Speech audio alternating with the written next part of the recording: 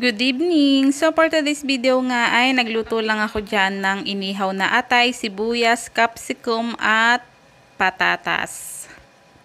So kapag OFW ka nga talaga, ito yung isa sa mga mararanasan mo, yung kakain ka mag-isa, hindi lang isang beses kundi araw-araw dahil malayo ka nga sa pamilya. Although naranasan din naman natin to sa Pilipinas kung tayo ay pumunta ng Maynila or sa mga lugar na malayo sa ating mga probinsya. Pero kung ikukumpara mo talaga kapag nandito ka sa ibang bansa is malayong malayo talaga yung mga experience at mararamdaman mo sa buhay. Kasi alam mo yon yung feeling na kahit nalulungkot ka talaga is wala kang magagawa, magtsatsaga ka dito. Hindi katulad ng nasa Pilipinas ka kapag naiinip ka at gusto mong umuwi is malapit lang, nandoon ka rin naman sa sarili mong bansa. Unlike dito sa aming OFW, kailangan mong pag-ipunan kung gusto mo talagang umuwi. Tapos kapag nandito ka talaga sa ibang bansa, iba talaga yung inip dito compare doon sa atin sa Pilipinas. Tapos dito hindi naman ganun kadami talaga yung Pilipino, so talaga namang kailangan matuto ka talaga mag-isa lagi.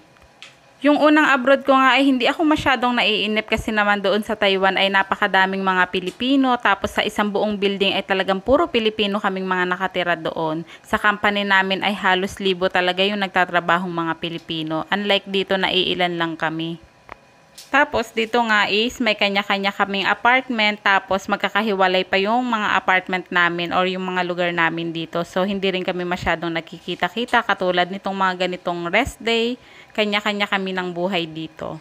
Pero pwedeng-pwede naman magkita-kita kung gugustuhin din naman. Tapos ang isa pa nga sa mahirap dito sa amin ay mahirap yung mga daan dito dahil dito kami nakatira sa bundok, so yung mga daanan namin ay taas-baba. So kapag magbabas ka naman ay sayang naman yung pamasahe, 'di ba? Syempre magkano din 'yon back and forth.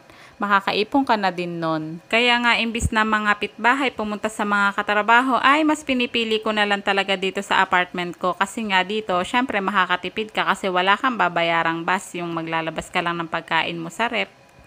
Although minsan nakakalungkot din naman, ayan katulad niya parang medyo natutulala na ako kasi nga wala akong makausap, so ako lang kakain mag-isa, wala ka man lang makapagkwentuhan, ganyan.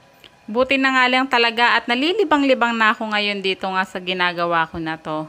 Anyway, hindi na nga pala ako nakapagsaing dyan kasi naman ay medyo tinamad ako at busy-busyhan nga ako sa pag-e-edit ng aking mga video. Kaya bumili na lang ako. So may mga instant rice naman dito na iinitin mo lang sa microwave at pwede mo nang kainin agad.